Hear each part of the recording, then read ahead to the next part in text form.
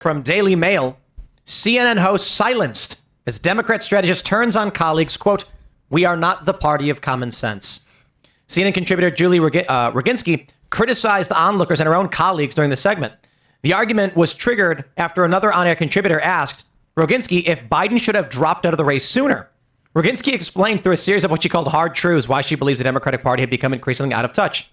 Similar criticisms were waged in the wake of the election in 2016, where many counted out Trump as a credible threat. In fact, they were calling him the Pied Piper candidate. Here we go. Let's play the clip. I'm going to speak some hard truths to my friends in the Democratic Party. This is not Joe Biden's fault. It's not Kamala Harris's fault. It's not Barack Obama's fault. It is the fault of the Democratic Party in not knowing how to communicate effectively to voters. We are not the party of common sense, which is what the message that voters sent to us. For a number of reasons. We don't know how to speak to voters. When we address Latino, and language has meaning. When we address Latino voters as Latinx, for instance, because that's the politically correct thing to do. It makes them think that we don't even live on the same planet as they do. When we are too afraid to say that, hey, college kids, if you're trashing a campus at Columbia University because you're unhappy about some sort of policy and you're taking over a university, and you're trashing it and preventing other students from learning, that is unacceptable. But we're so worried about alienating one or another cohort in our coalition that we don't know what to say when normal people look at that and say, wait a second, I send my kids to college so they can learn, not so that they can burn buildings and trash lawns, right? And so on and so forth. When we put pronouns after names and say she, her, as opposed to saying, you know what, if I call you by the wrong pronoun, call me out. I'm sorry. I won't do it again. But stop. Not even that. Yeah, not even that. And just speak to people like they're normal. There's nothing I'm going to say to Sir Michael. I saw a really great post from some guy who's like a social democrat, and he was like, why can't Democrats just be normal? Yeah. No one wants millions of people storming across their borders and going into their homes. Well, there's a famous communist theorist, Antonio Gramsci. Yeah. He's an Italian theorist. And in the prison notebooks, which is his great work that was translated actually by Pete Buttigieg's dad, Joseph Buttigieg. Yeah. So they're all, and Kamala is the daughter of a Marxist. So you're seeing them seep into the government. But Gramsci made a great point, which is that no revolution can succeed if the revolutionaries lose the common sense. Yep. Yeah. You need to, if you don't have the common sense, the common people aren't going to want your cockamamie theories. And that's exactly what happened in 24. Yeah, I think this STEM strategist is on point, but she's not addressing the elephant in the room, and that the older, more moderate Democrats are beholden to the youth of the party that is far left. The youth of the party does believe in gender changes. They do believe in these pronouns. They do believe in Latinx and all these extreme things that she's talking about. But that's where the power and excitement from the Democrat Party is coming from, and that's why they cannot abandon them. Well, the other problem is the logic of the so-called moderate Democrats inevitably leads to the radical Democrats. So if the moderate Democrats say feminism's great, LGBT revolution is great, well, what you're really saying is men and women are basically the same. Yes. And so if you're saying men and women are basically the same, and then you're saying two men is the same as two women, is the same as a man and a woman, we can redefine marriage, we can redefine the social building block of marriage. Well, then don't you inevitably get to transgenderism? If men and women are the same, then why can't a man be a woman? Wait, from gay exactly marriage to transgender? I don't see how you avoid it. Yeah, no, well, what Michael's pointing out is that what the radical left does is just takes normie liberal positions to a more logical conclusion. Yeah. If you believe that men and women are interchangeable within a marriage, then men and women being interchangeable in a marriage. Men and women being interchangeable in a sporting event is not that big of a deal. First of all, it's not about what you think. It's about leftists and what they think. And it's not just that men and women are interchangeable. It's that all people are interchangeable. Eventually, you're right. If you talk to a leftist, they will tell you that anybody could do what Elon Musk could do if they were put into the same conditions. Mm-hmm. It's about nurture versus nature. They believe that if you take any human being and put them into a situation and give them all the same things that they had leading up to it, they would be the same thing. And it's not true at all. I think the That's difference exactly here, what they think. I think think the difference here is that gay marriage doesn't defy science, right? Yes, Two dudes. Does it not? I don't know. To have children, it does, but as far as There you them go. just What's being marriage? crazy men or doing whatever they have to do, gender change operations defy science. Telling somebody they could change genders defies science. Saying you're attracted to a man, you could think there's things about that are wrong or incorrect, but like there's a scientific base for gender. But I think you just made the point very well, because I guess maybe we need to do a new Matt Walsh documentary. Instead of what is a woman, it's what is marriage. What distinguishes marriage from any other combination of two people? I got buddies. We're buddies. We're hanging out. My buddy and I are not married because we don't do the things that married people do, fortunately. And there's an Adam Sandler movie about this.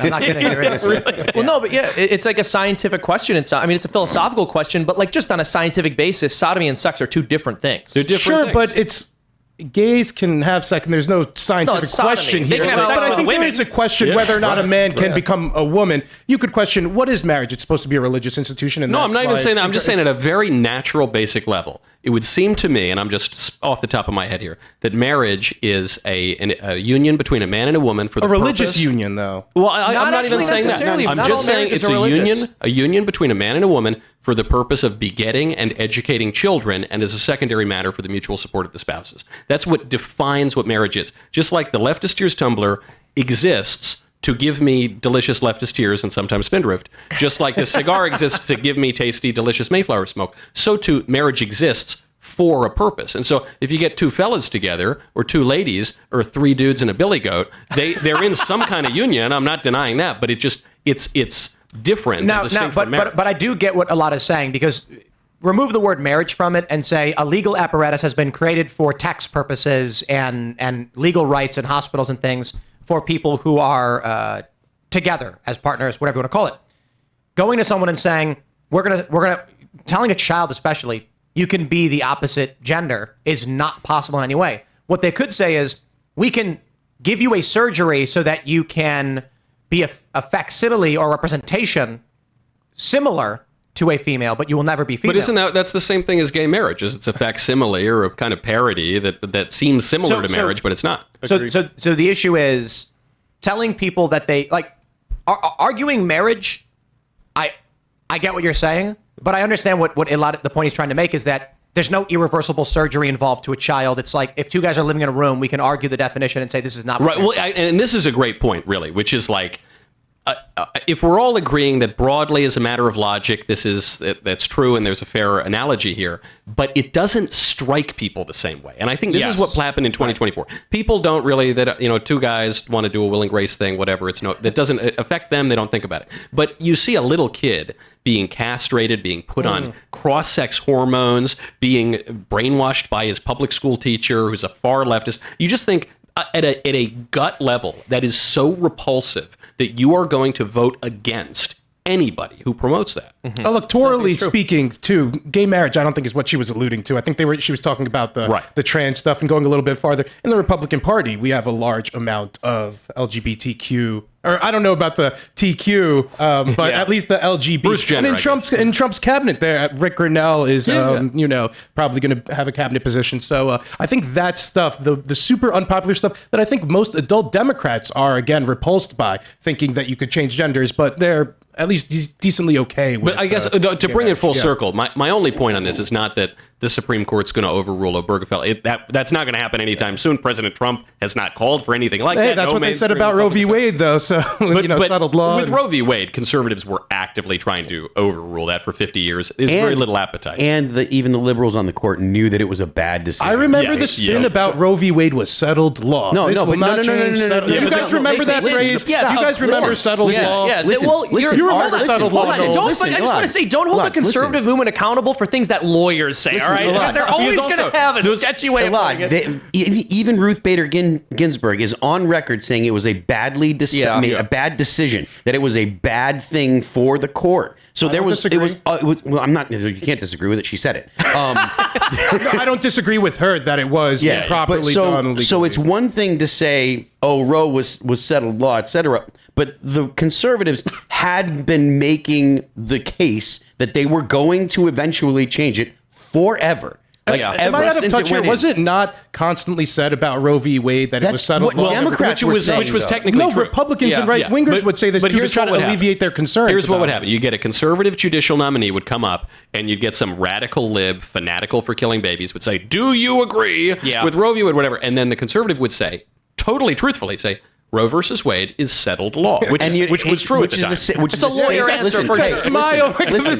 That's also the same thing that Kamala Harris was doing when she said, "I will follow the law" when people pose difficult questions to her, which she did. I guess I'm an idiot for believing that because I remember 5 years ago hearing, settled law. I was like, that sounds about right. You can believe that. First of all, why would you ever believe a lawyer? We settled this, right? But I guess to bring it full circle, the reason I bring up the marriage thing is not that anyone's going to go back to before Obergefell. It's not going to happen anytime. It's settled law. It's settled law. But